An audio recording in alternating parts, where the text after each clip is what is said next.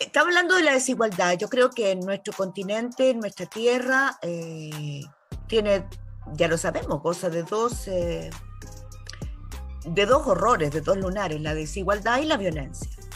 No hemos tenido una guerra declarada y es la zona más violenta del mundo. Y es la zona más desigual. Y eso es porque sufrimos de otra pandemia, la corrupción. Porque a pesar de que hemos cambiado la lógica de la guerra fascista o militarizada o dictatorial, y hemos cambiado el mapa en las décadas anteriores a un mapa de gobierno que se decían progresistas, no fueron capaces de hincarle el diente penetrar la desigualdad. Y uno, si hace que lo que yo he hecho, pone en una planilla Excel lo que se han robado cada uno de esos gobiernos o instituciones o empresas, ahí está la plata que se fue y que podría haber ayudado en políticas públicas a permear la desigualdad. Nos hicieron las reformas importantes que había que hacer. Entonces nos encontramos en pandemia con estados sobrepasados, débiles, con instituciones muy débiles, con legislación débil, con leyes débiles, y sobre todo con una impunidad que abarca no solamente la corrupción, sino que la violencia, la delincuencia, el delito de cuello y corbata. Eso hace que la desigualdad se profundice con la pandemia, la pobreza avanza la invisibilización que teníamos de las mujeres y el trabajo que hacen ha sido brutal. El acoso que reciben las mujeres durante la pandemia es de una brutalidad inédita. Y eso yo creo que nos ha abierto o ha profundizado la fractura que ya existía antes. La democracia está crujiendo en todo el continente. Y eso nos obliga imperiosamente a cambiar métodos y formas. El periodismo debe remecerse y salir a buscar cómo contar esa realidad, cómo contarla para poder masticarla, asumirla y cambiarla. Porque si no, ¿para qué el periodismo? ¿Para hacernos famosos? ¿Para sentirnos que tenemos buen análisis? ¿Que recogemos bien los datos? No. El periodismo sirve para cambiar las cosas. Y si no, no sirve. Si no es relaciones públicas, o herramienta para ganar buen dinero o para sentirse cómodo. Y para eso no necesitamos periodistas. Váyanse a otro lugar.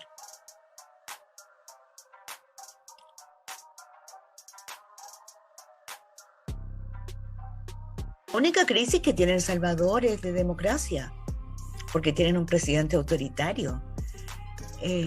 Y la democracia está en peligro, y cuando la democracia está en peligro hoy día, los gobiernos autoritarios, los gobiernos que quieren aumentar su poder sin democracia, identifican al periodismo como su blanco. Yo creo que no me extrañaría que el presidente Bukele y su gobierno hayan comprado el software Pegasus.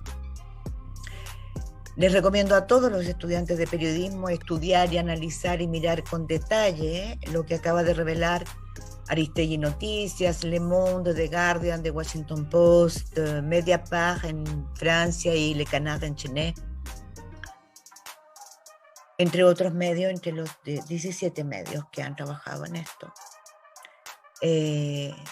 Porque yo creo que lo que estamos viviendo es una nueva forma de dar golpes de Estado, en que el periodismo es indicado como el enemigo número uno. Por eso decía al principio, el que quiera ser periodista, que se quede. Pero el que quiera hacer otra cosa, que se vaya. No puede llamarse periodista el que no entiende el gran rol que debe jugar el periodismo y también los riesgos que corre. Son riesgos distintos a los de antes.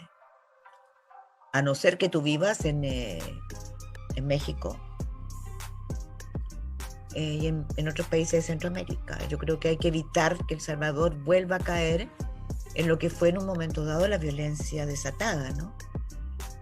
Pero yo me temo que hoy día, defensora del Faro, del lector, yo creo que a los lectores del Faro los que tenemos que defender es de la de la enfermedad de la democracia, de la merma de democracia. Esa es la peor enfermedad que pueden enfrentar los ciudadanos.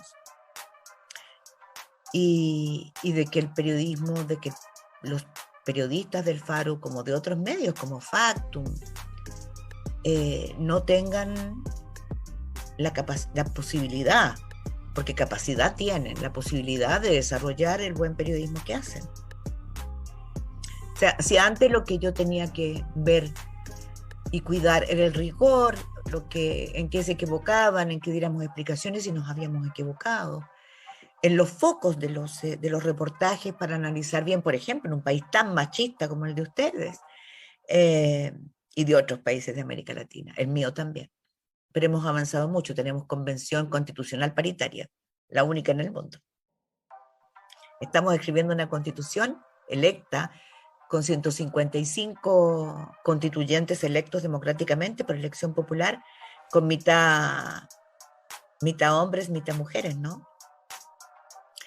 Entonces lo que quiero decir es que ese era un enfoque muy importante en el que había que cuidar permanentemente, así como el de la desigualdad, poder hincarle el diente y no quedarnos en la burbuja del poder, sino que hincarle el diente a el efecto que tiene que el poder no haga las políticas públicas adecuadas. Y yo creo que, desgraciadamente, desde hace unos meses, la arremetida que ha hecho el presidente Bukele contra el periodismo, y especialmente contra el Faro, ha sido brutal.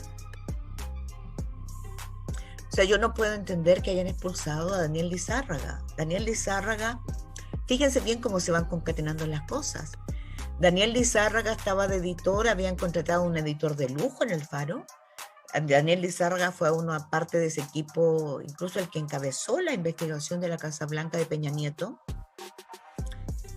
que obtuvo múltiples premios, una mansión que costó $7 millones y que la construyó una empresa que se ganó los contratos millonarios, entre ellos el tren de Querétaro, Ciudad de México. El grupo Inga creo que se llama. O sea, era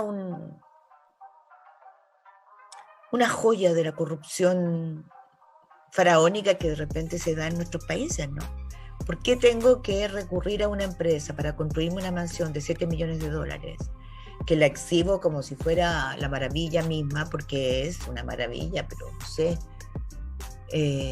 a cambio de entregarle los contratos con los platas que se merecen los mexicanos que tienen que salir de la pobreza y que hoy día han tenido que enfrentar una pandemia en condiciones dramáticas? Bueno, ese Daniel Lizárraga le dicen que no puede probar que es periodista, ¿no? Cuando ha sido multipremiado, no solo por ese reportaje, él es maestro de la Fundación García Márquez, es muy conocido. Bueno, y por ese reportaje ya había sido espiado por Pegasus, por el gobierno de Peña Nieto. Bueno, es evidente que eso está concatenado. Lo que quiere el gobierno de Bukele es asfixiar y eliminar todo ese periodismo que tiene habilidad, talento y herramientas para investigar el poder acuciosamente. O sea, eso es, no hay otra lectura. Cuando tú asfixias, le cierras el paso a la investigación del poder, como lo hace el Faro, que entre paréntesis el Faro es conocido internacionalmente como uno de los mejores, y si no el mejor medio de Centroamérica, como ha cubierto la violencia en toda la región, el narcotráfico, las pandillas y sus efectos, porque no se queda ahí, los efectos en la población, que es lo importante, ¿no? Entonces yo creo que, claro, lo que tú quieres es sacarte de encima un medio que tiene renombre. Lo que dice el Faro importa, se reproduce en Estados Unidos, se reproduce en Europa.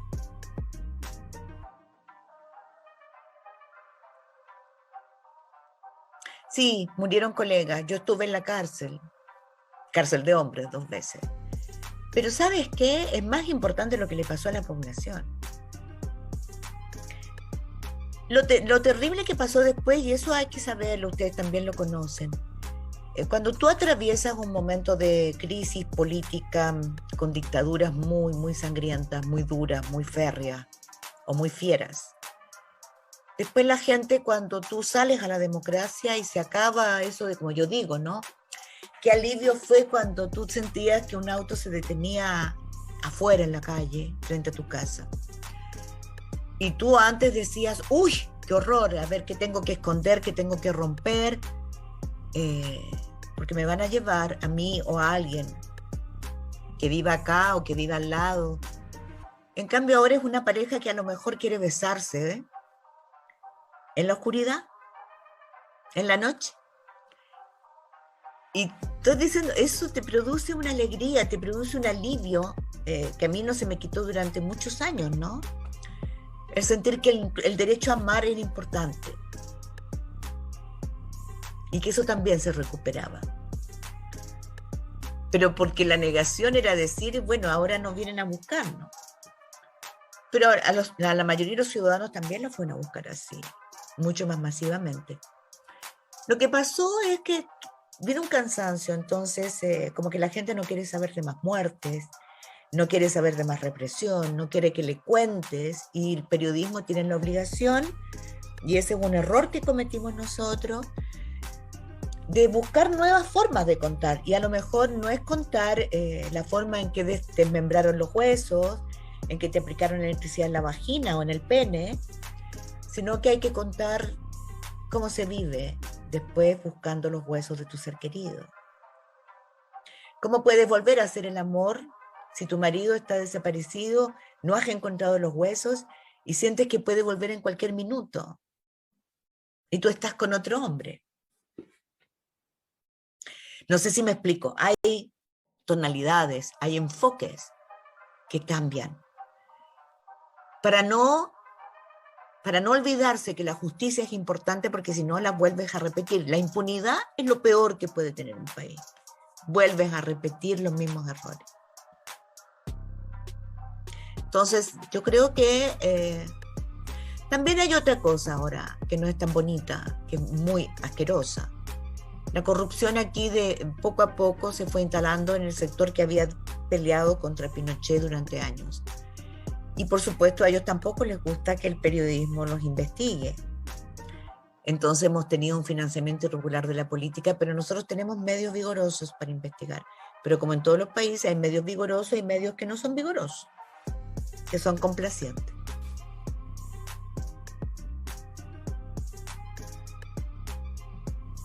Las cosas que uno tiene que denunciar, ¿no? O sea, no puede acostumbrarse a que eso es normal. Tampoco es normal que un periodista que informa con cara de seriedad, con forma de que seriedad, trabaja para una empresa de relaciones públicas o recibe sueldo del gobierno. O un medio de comunicación que quiebra, el control lo toma el gobierno. Yo creo que lo más importante es transparentar quién te financia y no normalizar la violencia y la censura contra la prensa, el acoso. Porque hay distintas formas de matar. Los golpes de Estado no se hacen como ayer, con tanques y soldados con el rostro pintado de negro en la calle. No, los golpes de Estado se hacen con Pegasus. Entonces hay que entenderlo. Por eso es que es importante que el periodismo, y ustedes que son estudiantes, estudien para eso, ¿no? Para entender el nuevo mundo en el que van a ser periodistas. Es un mundo donde la democracia está en jaque. Nunca como hoy día hemos tenido en tanto peligro la democracia. Lo que hacen los nicaragüenses, lo que hacen los venezolanos, es periodismo de resistencia. Y yo me temo que en El Salvador van a tener que hacer lo mismo. Que es una resistencia distinta a la que yo conocí. Pero por eso es clave ponerle coto al acoso hoy día. Que no se estime como normal que se inventen casos de fraude. Lo peor es que la autoridad hoy día se especializa, como Donald Trump, ¿no? En mentir. No, yo entregué mi hoja de impuestos, no la había entregado nunca porque había pagado nada. Entonces, por eso vigiló al New York Times. Igual que Pegasus. O sea, hoy día hay herramientas. No sabemos con qué vigiló y espió Donald Trump a 3 periodistas del New York Times y no sabemos a cuántos más. Pero lo hizo. ¿Pero para qué lo hizo? Porque quería saber quién lo estaba investigando. Eso es antidemocrático, eso vulnera la democracia, pero lo interesante es que no es un ataque al periodismo, es un ataque a los ciudadanos. Los ciudadanos sin información están indefensos, a merced del poder. Y eso es lo que está pasando en El Salvador.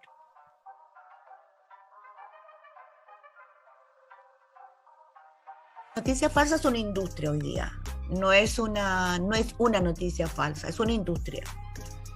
Y una industria que usa el poder dictatorial o autoritario para también engañar a la población, ¿no? Por lo tanto, hacerle frente a esa industria requiere una constante preocupación, porque como es una industria, el buen periodismo tiene que hacerle frente con buena información.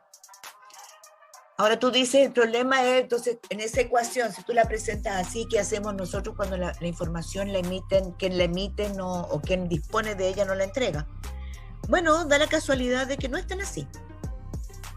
O sea, siempre hay posibilidades de tener esa información. Siempre hay funcionarios que no están dispuestos a ser sometidos o a someterse. Por lo tanto, el periodismo tendrá que buscar, será más difícil, pero siempre va a poder encontrar cómo hacerse de esa información. Y mientras tanto, hay que seguir denunciando a los organismos que no entregan la información ante la Corte Interamericana de Derechos Humanos, porque eso no puede suceder. El derecho a la información es un derecho humano. Yo creo que el tema de la libertad de expresión quedó obsoleto. Ya no es un problema, porque todo el mundo tiene redes sociales, puede decir lo que se le antoja. Lo importante es informar bien. Es decir la verdad, es decir lo que está ocurriendo. Es contar la verdadera situación, relatar la verdadera situación, recoger el testimonio perfecto, adecuado, que te cuenta, que te ilustra lo que ocurre de verdad. Por eso atemorizan. Por eso cortan las vías de la información. Y nosotros tenemos que recogerlas, defender, ponerles nombres falsos a los testimonios, buscar la verdad, pero al mismo tiempo denunciar, porque la democracia tiene que funcionar. Cuando tú empiezas a cortar las vías, te conviertes en un dictador. Cuando normalizas la dictadura, perdiste.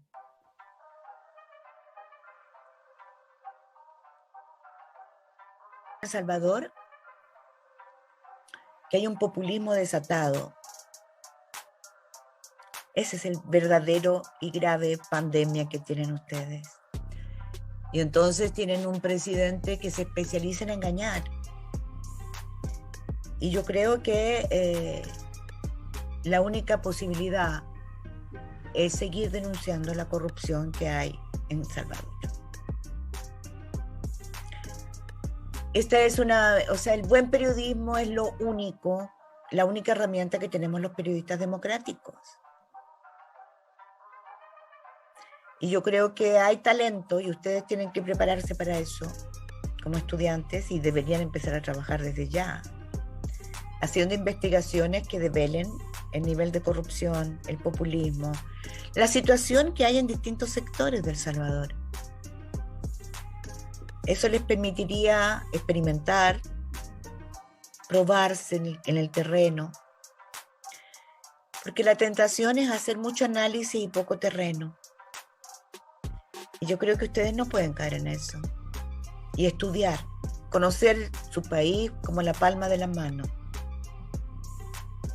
Ustedes tienen que apropiarse de su país. Un buen periodista conoce los vericuetos del poder de su país, pero también las voces del dolor, de la rabia, de la pobreza, de la violencia.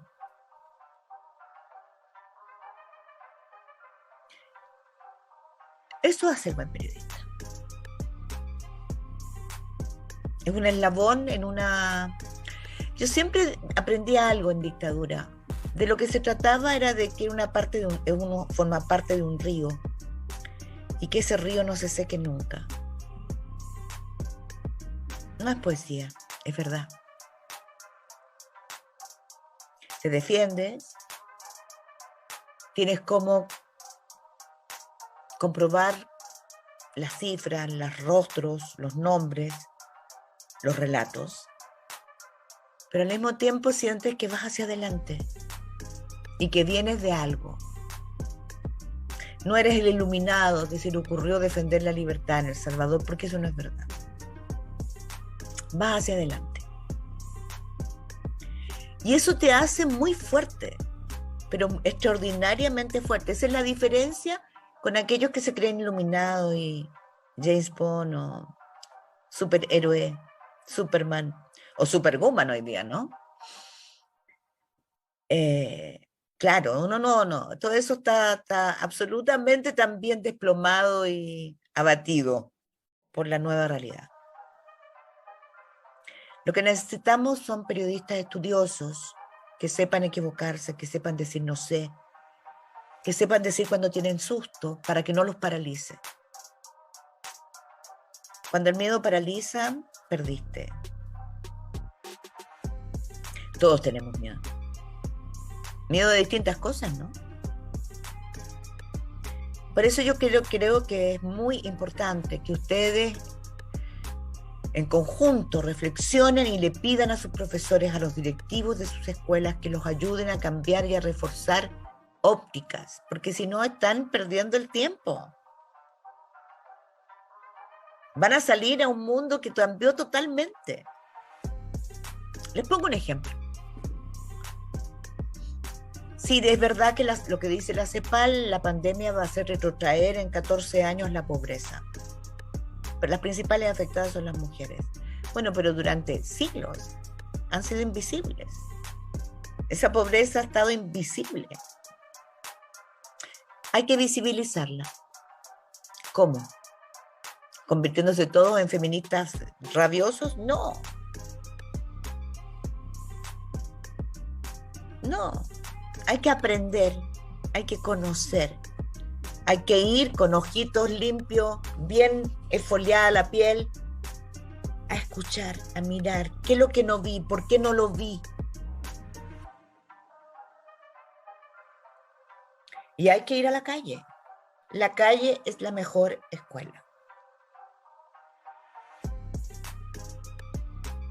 Y estudiar, leer los diarios todos los días, leer prensa internacional, leer, si saben inglés, leer en El Salvador casi todos, leer bien en The Guardian, The Washington Post, The New York Times, leer El País de España, leer El Mundo.es, el periódico.es. En España hay una prensa maravillosa. En internet hay cosas geniales hoy día. Entonces, yo tengo la sensación que ustedes están en un momento de inflexión. Teníamos un momento de inflexión que fue cuando llegó internet y bueno, la prensa escrita comenzó su declive, que ya hoy día está en plena decadencia, ¿no? Pero el modelo de negocio no se arregló, o sea, no sabemos cuál es el modelo de negocio, no sabemos cómo se subsiste. Y las campañas son mucho más baratas. Piensen que Bolsonaro, en el último mes y medio, 2 meses, 4 empresarios grandes pusieron $1 millón cada uno para infectar las redes sociales con información falsa sobre los contendores de Bolsonaro. La campaña más barata. Entonces nosotros tenemos que asumir nuestra falencia. Si no saben economía, tienen que saber. Los caminos para los paraísos fiscales es una obligación de ustedes. La corrupción no va en unos maletines, se hacen transferencias.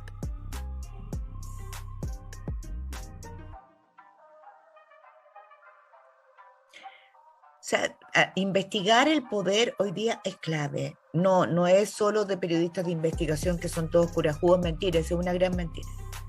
Periodista de investigación lo que más hace es trabajar, eso se los puedo decir por experiencia, me trabajo como bruta, obsesivamente. No, pero además es un privilegio, además porque yo creo que nada describe cuando tú armas el rompecabezas, te faltan 2 piezas y las encuentras, es indescriptible.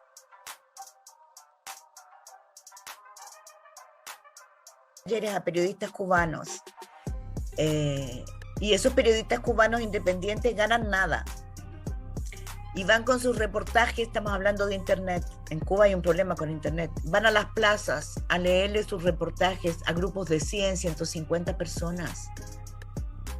Es una maravilla. Yo creo que eso es lo que yo les digo, hay que ingeniarse, hay que multiplicar las fórmulas, no es cosa de likes, no es cosa de 3 líneas en Twitter, o unos largos hilos que no los lee nadie en Twitter. No. A veces, yo me acuerdo que el año 2011, aquí hubo en Chile un gran masivo movimiento de estudiantes. Son siempre los estudiantes los que empiezan los grandes movimientos de cambio, siempre. En Chile siempre han sido ellos y no fue la excepción. En 2006 iniciaron la primera revolución pingüina, que hoy día todos sus representantes están en distintos puestos de dirigencia, ¿no? Política.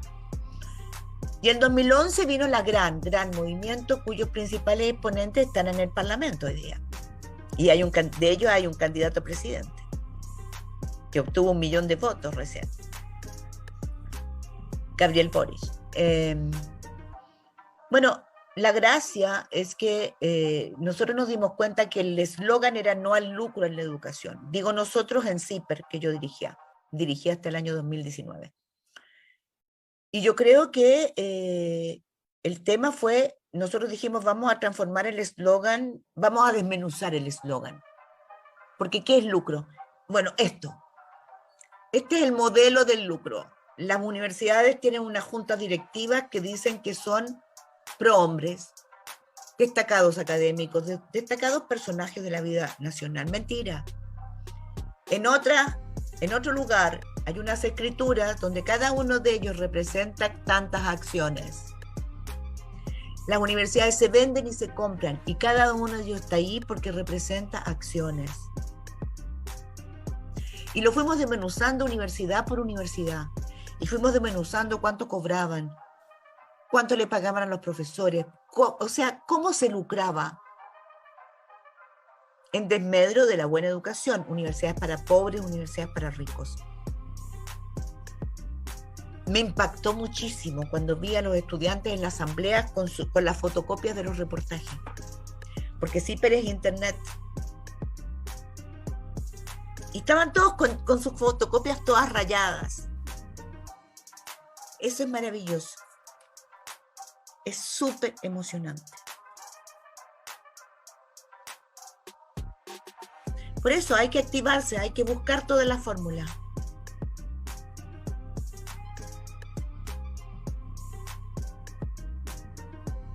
Siendo defensora del Faro, del lector, yo ya quería El Salvador desde antes, ¿no? Cuando tenía la guerra civil, yo era joven y me interesaba mucho lo que pasaba en El Salvador, como lo que pasaba en Nicaragua. Toda mi generación vibró luchando contra la dictadura de Pinochet, contra la dictadura de Somoza, contra la dictadura de Stroessner en Paraguay, soñando en una posibilidad de ejercer, y con la guerra civil de El Salvador. Recuerdo como si fuera hoy día la vez que supimos que se había asesinado a Monseñor Romero. Yo creo que fueron años en que vibramos todos, con muchos periodistas de Argentina, de todos nuestros países, al unísono. Y empecé a conocer el Faro, me empezaron a invitar en la Fundación Gago hemos establecido una red de periodistas que yo creo que es la red más fuerte que existe de periodistas en América Latina. una gran herramienta para defendernos, para aprender mejor el oficio y para saber mejor de cada país. Entonces yo creo que me empezaron a invitar y aprendí y fui aprendiendo a conocer más El Salvador en terreno, pero a quererlo. A mí me encanta la gente de El Salvador. Yo quiero ese país. Agradezco infinitamente al Faro que me haya permitido adentrarme en ese país. Y lo quiero entrañablemente. Y no puedo creer que después de lo que han vivido, de lo que han sufrido, hoy día tengan que enfrentarse a esto que no se veía venir, ¿no? Bukele aparecía como un hombre que quería, después de la terrible corrupción de los dos bloques políticos de El Salvador, un hombre que podía cambiar la forma de hacer política. Pues no, no es personalista, es populista, es peligrosísimo. Es como Bolsonaro en Brasil. Es como Donald Trump en Estados Unidos, guardando todas las diferencias, ¿no? Entonces, mi único mensaje es que sin democracia, perdón, sin periodismo, no hay democracia. Si no entendemos el rol fundamental que tenemos, que estamos llamados a cumplir en esta época, estamos desperdiciando nuestras vidas, nuestros talentos, nuestra capacidad de ser ciudadanos, de aportar, de ser felices finalmente. Entonces formen equipos, estudien, fórmense, miren bien, apropiense de su país, como les decía, porque hay que parar el populismo y el autoritarismo ahora. Después ya es muy tarde. Y eso háganlo por ustedes, por sus familias, pero sobre todo por ustedes. No se olviden nunca que en dictadura, cuando el poder se corrompe y el periodismo se hace inviable, ni siquiera hay espacio para hacer el amor.